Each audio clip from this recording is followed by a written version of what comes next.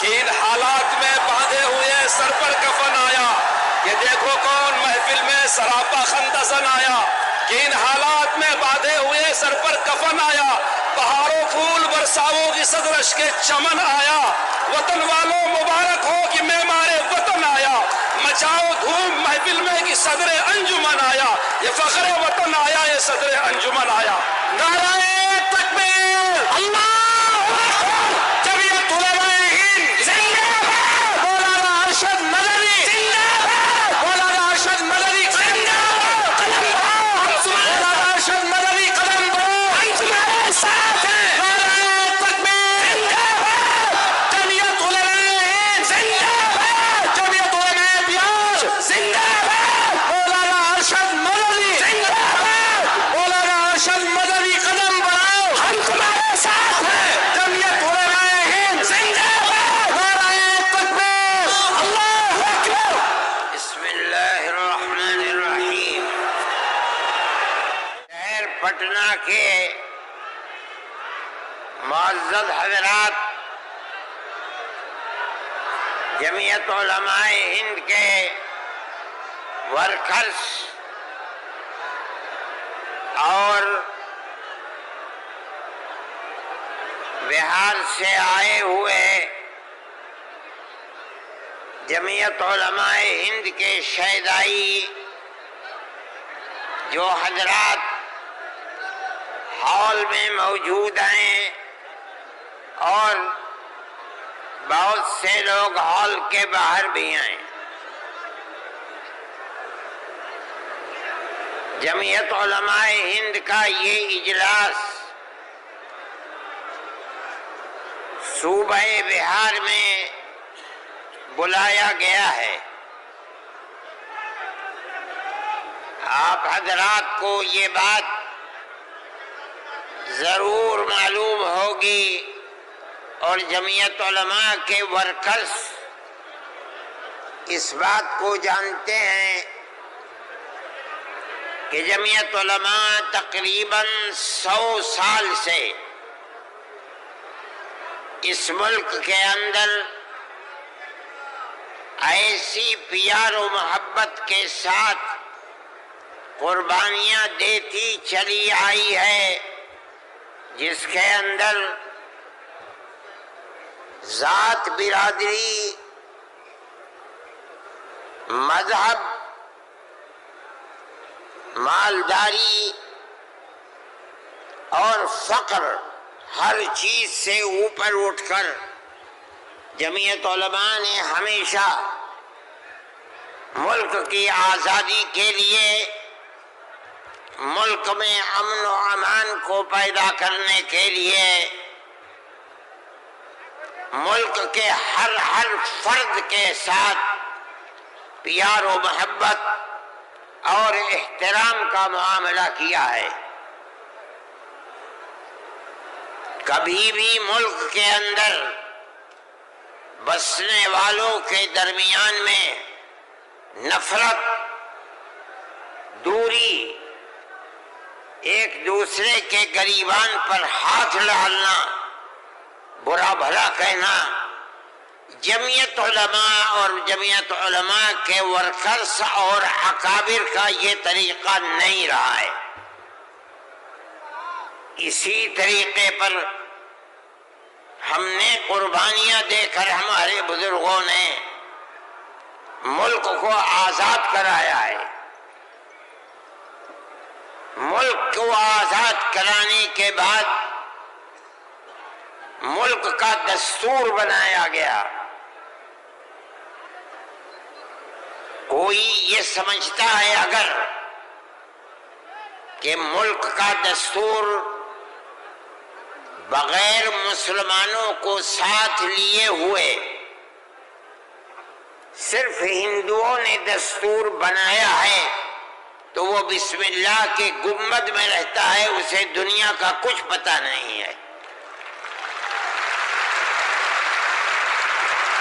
کیونکہ اس ملک کی آزادی میں ہمارا کردار 145 سال کا کردار ہے. کسی کا کردار اتنے لمبے زمانے تک نہیں ہے کہ وہ مرتے مارتے پھانسی کے پھندوں کے اوپر لٹکتے اپنی گردنوں کو کٹواتے ہوئے 145 سال تک اس ملک کے اندر ہم نے کام کیا ہے۔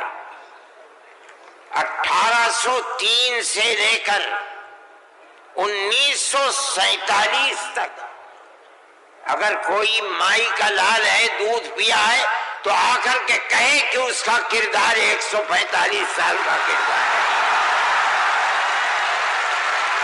جمعیت علماء کہتی ہے یہ علماء کا کردار ہے۔ یہ کردار پیار و محبت کے ساتھ تھا، گریبان پکڑ کر یہ کردار نہیں تھا۔ ایک دوسرے کے درد میں اور سکھ میں ہر چیز کے اندر شریک تھا۔ یہ ہمارا کردار تھا۔ ہم نے اس طرح سے اس ملک کو آزاد کرایا، کوئی نہیں تھا آزادی کی آواز اٹھانے والا۔ 1803 سے ملک کے لیے قربانی دینے والے 1857 کے اندر صرف دہلی کے اندر 33,000 علماء کو قتل کیا گیا۔ سنبھل میں، مراد آباد میں، میرٹھ میں سینکڑوں علماء کو جس کے جسم کے اوپر لباس عالموں جیسا ہوتا تھا اس کو پھانسی کے تختے پر چڑھا دیا جاتا تھا۔ کوئی نہیں تھا، کانگریس کا وجود بھی نہیں تھا۔ کانگریس تو بنی ہے 1883 میں اور 1885 میں اس کا پہلا اجلاس ہوا ہے، جبکہ 1803 سے حضرت شاہ عبدالعزیز صاحب نے اعلان کر دیا تھا کہ ہمارا ملک مسلمانوں کا یا ہندوؤں کا ملک نہیں ہے، نہیں رہا، یہ انگریزوں کا ملک ہو گیا، ہم غلام بن گئے۔ اب غلامی کی زنجیروں کا توڑنا اور جہاد کرنا ہر ایک کا فرض ہے، اور اس کے بعد جہاد پر لگ گئے۔ کوئی مائی کا لال نہیں تھا جو انگریز کی اس طاقت کے مقابلے میں کھڑے ہو کر غلامی کی زنجیروں کو توڑنے کے لیے اپنی زبان کو کھول سکے۔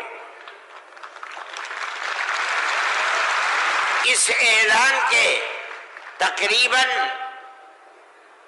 80-82 سال کے بعد کانگریس بنی، اور کانگریس کا جو مقصد تھا، جو آج بھی کتابوں میں موجود ہے، وہ ملک کی آزادی نہیں تھا۔ مقصد تھا کہ جو دو جہاد ہوئے ہیں 1832 اور 1857 میں، اس کی وجہ سے جو ملکہ برطانیہ اور ہندوستان کے بسنے والوں کے درمیان دوری ہو گئی ہے، اس دوری کو دور کیا جائے اور حالات کو صحیح کیا جائے۔ علماء کا یہ نظریہ نہیں تھا۔ علماء کہتے تھے ملک غلام ہو گیا، غلامی کی زنجیروں کو توڑو، انگریز کو بھگاؤ، ملک کو آزاد بناؤ۔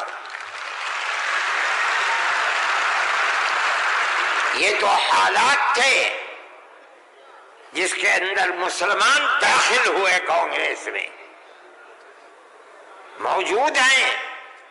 ایک شخص نے، حضرت گنگوئی رحمت اللہ علیہ، جو ہمارے بزرگ ہیں، دارالعلوم کو کی بنیاد رکھنے والے ہیں، سن 1857 کے اندر جیل میں بند ہو گئے تھے، یہ سمجھتے تھے کہ قتل کر دیا جائے گا بغاوت کے الزام میں، لیکن چھوٹ گئے۔ ان سے پوچھا کہ ایک جماعت بنی ہے جس کے بنیادی کردار ہندو بنا رہے ہیں، کیا مسلمانوں کے لیے اس میں شریک ہونا جائز ہے؟ حضرت نے فتویٰ دیا جس طرح ایک ہندو اور ایک مسلمان کاروبار اور بزنس میں شریک ہو سکتا ہے، تو اسی طرح کانگریس کے ساتھ مسلمان شریک ہو سکتا ہے، بشرطے کہ اپنے دین کا نقصان نہ ہو۔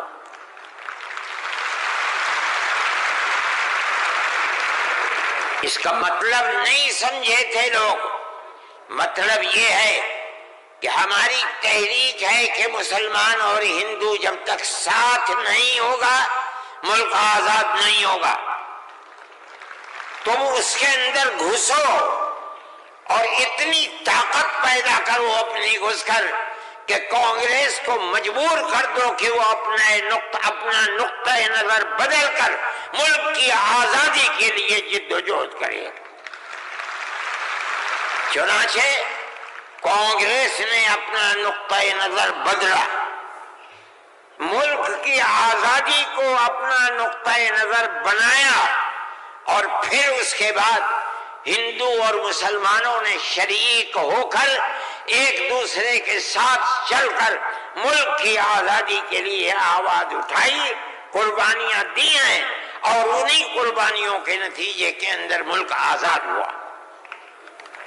میرے بھائی، اس بات کو سمجھیے، جیسے جیسے ملک کی آزادی قریب ہوتی جاتی تھی، جمعیت علماء ہند بار بار کانگریس سے کہتی تھی کہ ہم نے تمہارا ساتھ دیا ہے، آج ہم تمہارے ساتھ کھڑے ہیں، ہمیں یہ بتاؤ کہ ملک کی آزادی کے بعد ملک کا دستور کیا رہے گا، کیا سیکولر دستور ہوگا یا مذہبی حکومت ہوگی؟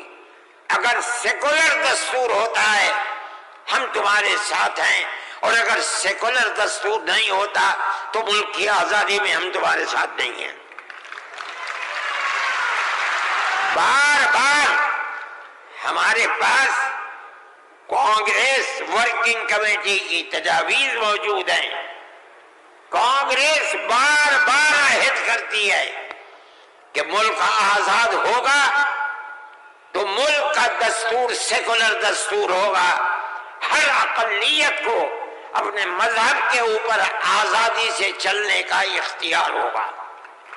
چنانچہ ملک آزاد ہو گیا۔ اب ملک کی آزادی کے بعد ایک طبقہ اٹھا جس نے یہ کہا کہ کھیر مل گئی ہے، اب اسے کھانے کا وقت آ گیا ہے۔ انہوں نے کہا کہ ملک کی دستور ہندو دستور بنے گا، سیکولر دستور نہیں بنے گا۔ جمعیت علماء کے لوگ تھے، مولانا ابوالکلام آزاد تھے جو جمعیت علماء کی ورکنگ کمیٹی کے ممبر تھے، مولانا مدنی تھے، مفتی اعظم مفتی کفایت اللہ تھے، مولانا حفظ الرحمان سوہروی تھے، اور ان کے پیچھے لاکھوں آدمی تھے۔ انہوں نے کہا جو ہم سے وعدے کیے ہیں ان وعدوں کو پورا کرو۔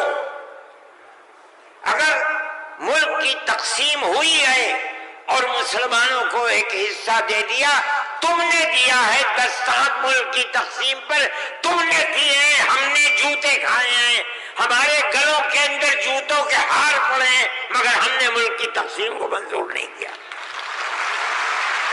ہم سے جو وعدہ کیا تھا اس وعدے کو پورا کرو۔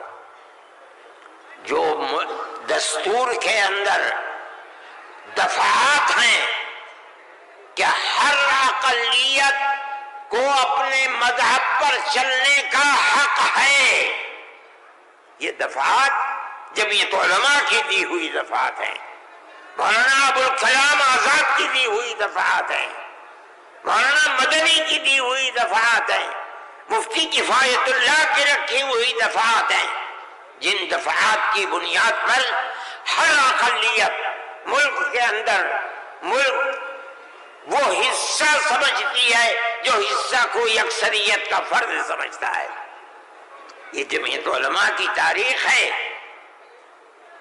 ہم اپنے مذہبی اعتبار سے دستور کو ہاتھ میں لے کر کہہ سکتے ہیں کہ ہمیں اپنے مذہب پر چلنا اور مذہب کو اختیار کرنے کا حق ہے، اس دستور کے اندر ہے۔ نعرہ تکبیر، میرے بھائی، نعرہ تکبیر، میرے بھائی، میرے پاس واٹس نہیں ہے، میں یہ لغو کام نہیں کرتا، نہ مجھے فرصت ملتی ہے کہ میں اب دیکھتا ہوں ہر وقت واٹس ایپ کو۔ مجھے آج صبح ایک صاحب نے دکھلایا کہ کل مودی جی نے، وہ بڑے آدمی ہیں، میرے ملک کے وزیر اعظم ہیں، انہوں نے تقریر کی ہے اور اس کے اندر یہ فرمایا ہے کہ وقف ہندوستان کے دستور کے اندر وقف کوئی چیز نہیں ہے۔ مجھے حیرت ہوئی کہ ایک ملک کا وزیر اعظم اور ہندوستان جیسا وزیر اعظم یہ بات کہہ رہا ہے۔ میں کہتا ہوں کہ وقف قرآن کا فیصلہ ہے، اللہ کے نبی حضرت محمد کا فیصلہ ہے، ہمارے دین کا دین ہے۔ وقف کا لفظ نہیں آیا، لیکن یہ بات آ گئی 25 اور 26 دفعات کے اندر کہ اس ملک میں ہر اقلیت کو اپنے مذہب کو پکڑنے، اپنے مذہب کو چلنے کا اختیار ہے۔ کیا مطلب یہ ہے کل کو آپ کھڑے ہو کر کہہ دیں کہ نماز کا ذکر دستور کے اندر نہیں ہے، حج کا نام دستور کے اندر نہیں ہے، زکوٰۃ کا نام دستور کے اندر نہیں ہے، رمضان کے روزوں کا نام دستور کے اندر نہیں ہے، اس لیے ہر چیز کو مٹا دیا جائے۔ یہ کیا چیز ہے؟ دستور مجموعی طور پر دستور نے کہہ دیا کہ مسلمان ایک اقلیت ہے اور ہر اقلیت کو اپنے مذہب پر چلنے کا اختیار ہے۔ مذہب کی ہر چیز اس ایک دفعے کے اندر آ گئی۔